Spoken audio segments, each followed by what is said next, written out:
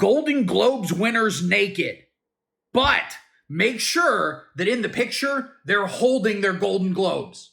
And I mean the actual statue. It's not like, innuendo for...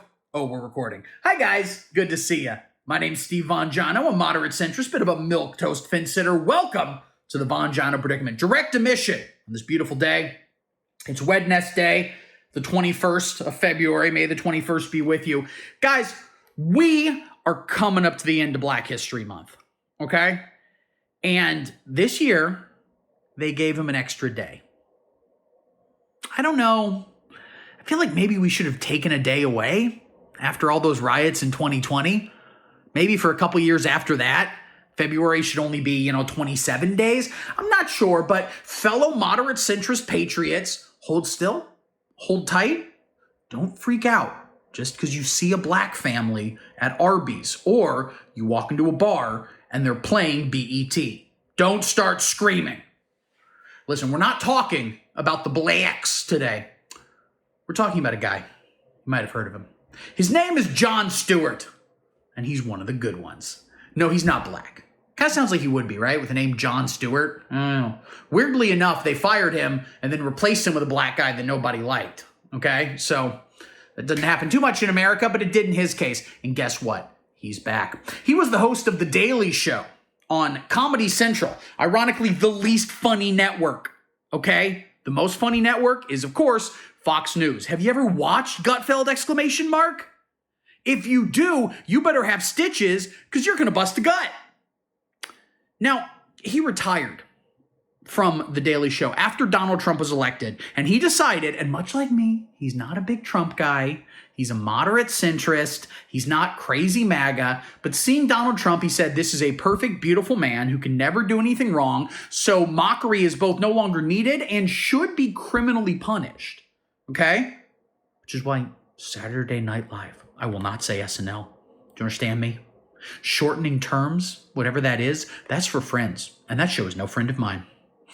Saturday Night Live, the way they brutally mocked the president with their disrespectful ham-burger sketch, some things are too far. But guess what? Jon Stewart decided to come back.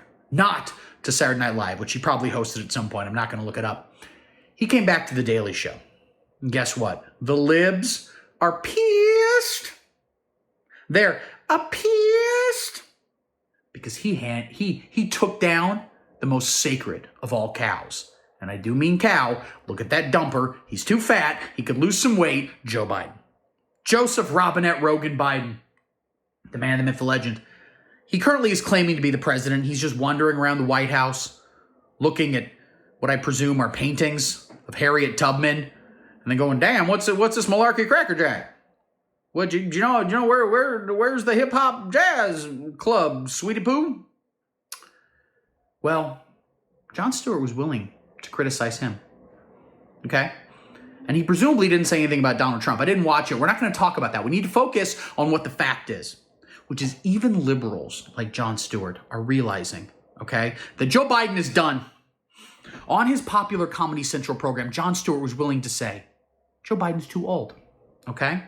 And then he didn't say it, but I think we can all presume he was also implying that Joe Biden, of course, drinks adrenochrome from the hair of small children, okay? And they gotta be redheaded. I mean, he can get adrenochrome from like a blonde or like a brunette kid, but if they're a redhead, that's the tightest adrenochrome. That's like the Kobe beef of adrenochrome, okay? Let me get some of that chrome off that hair over there. I'm gonna sniff it. It's pretty good Biden, right? Do they have a Biden on SNL? They could hire me. I'd go do it. SNL, give me a call. VonginoPredicament@gmail.com. Anyway, Jon Stewart gets it. He's one of the good liberals, and I haven't watched the second episode, but I'm willing to bet he says something at some point that unfortunately reveals him to be, a pedophile. And that's not great, but it is what it is, and we can live with it. But in the meantime, everybody is waking up to the demented, destructive, demonic, an additional D-word Democratic Party. And I, for one, welcome them with open arms, as long as they're not black or gay. Bye, guys. Shut up and sit down.